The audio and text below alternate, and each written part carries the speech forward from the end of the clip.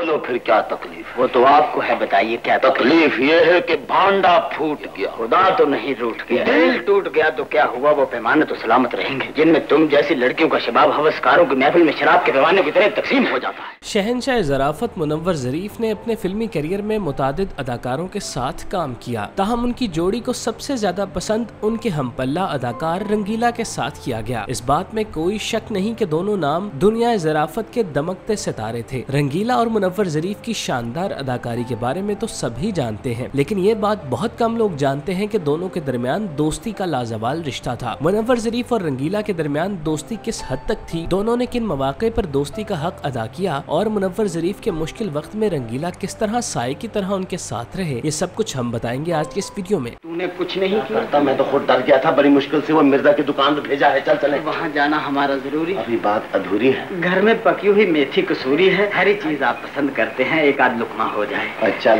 पूरे पुत्र चल जल्दी कर। मुनव्वर ज़रीफ और रंगीला ने एक साथ कई फिल्मों में काम किया। दोनों की शानदार अदाकारी के बायस फिल्म सिनेमा बीनों को मुतासिर करने में कामयाब रही और यूं दोनों अदाकार तेजी के साथ अपने फिल्मी सफर को एक साथ लेकर चलते रहे। मुनव्वर ज़रीफ और रंगीला की ऑन स्क्रीन दोस्ती और काम को मद्देनजर रखते हुए प्रोड्यूसर्स और डायरेक्टर्स की ये ख्वाहिश होती कि वो दोनों को एक साथ कास्ट करें, क्योंकि उन्हें एक दूसरे के साथ काम करने में किसी किस्म की परेशानी का सामना नहीं करना पड़ता और न ही दोनों के दरमियान किसी किस्म की पेशा वराना जेलसी थी। दोनों के दरमियान इज्जत, दोस्ती और एहतराम का ऐसा लाजवाल रिश्ता था जो बिलाशुबा इंडस्ट्री में देखने को कम ही मिलता है। मुनव्वर ज़रीफ उस वक्त शहंशाह ज़राफ़त के तौर पर अपनी पहचान बना चुके थे, जबकि रंगीला भी शोबा कॉमेडी में अपनी पहचान बनाने में पेश थे, लेकिन इसके बावजूद दोनों एक दूसरे के साथ यूं पेश आते कि जैसे उनके फनी रुतबे में फर्क बिल्कुल नहीं और वो एक दूसरे से यूं घुल मिल जाया करते कि देखने से ये महसूस होता था कि जैसे किसी गली मोहल्ले में मौजूद दो दोस्त एक दूसरे के साथ अपना वक्त बिता रहे हों। अब हम सूदखोरों पे हमारा रोब बैठ गया है, अब इधर का रुख नहीं करेंगे। हाँ भाई, रुख करेंगे तो आपसे दुलत्तियाँ खाएंगे।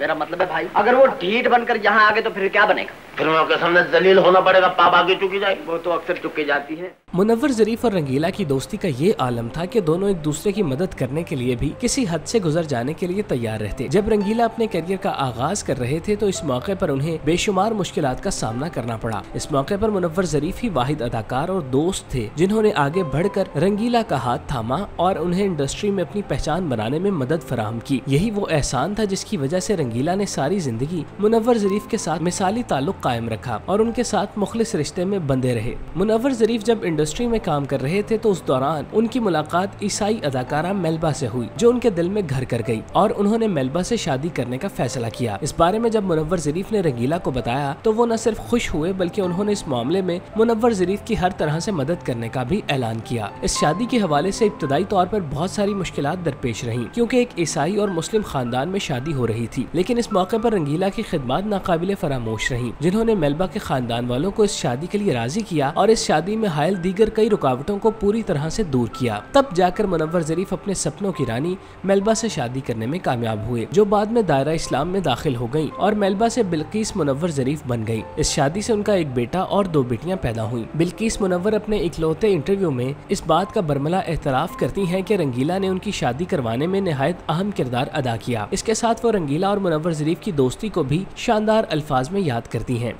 मक्खन लगा रहा था और तुम्हें देखते देखते न जाने कहाँ पहुँच गया था। ये लो मक्खन चाट लो। ये भाईजान को किसने खोल दिया? बेवकूफ के पुत्र, होने वाली बीवी को मक्खन खिलाया नहीं लगाया जाता है। ये बीवी डबल रोटी नहीं। जिंदगी के आखिरी अय्याम में जब मुनव्वर ज़रीफ शदीद अलील हो गए और उनके अंदर जीने की कोई रमक बाकी नहीं रही तो इस मौके पर उनकी दाद रसी करने के लिए रंगीला पेश रहते थे और उनके इलाज और मुआलजे में सबसे आगे दिखाई देते। रंगीला ने मुनव्वर ज़रीफ के साथ दोस्ती के रिश्ते को हर मुमकिन हद तक निभाने की कोशिश की और साई की तरह हर मुश्किल वक्त में उनकी दिलजोई करने के लिए पास मौजूद रहे। 1976 में मुनव्वर ज़रीफ की तवील अदालत के बायस वफात ने जहां फिल्म इंडस्ट्री को सोग में मुब्तला करने के शोबा कॉमेडी को यतीम किया, वहीं रंगीला को भी टुकड़ों में तकसीम किया। रंगीला और मुनव्वर ज़रीफ के बारे में ये कहना गलत न होगा कि दोनों ने अपने करियर का बेहतरीन काम एक साथ किया, जिसकी वजह से उनकी एक ऐसी वाबस्तगी हो गई थी जो मुनव्वर ज़रीफ के जाने से खत्म हुई तो उसके असरात रंगीला पर भी मुरतब हुए और फिर उन पर कॉमेडी का महाज संभालने की भारी भरकम जिम्मेदारी आयद हो गई, जिसे उन्होंने शानदार तरीके से निभाया। उन्होंने कई 100 फिल्मों में काम किया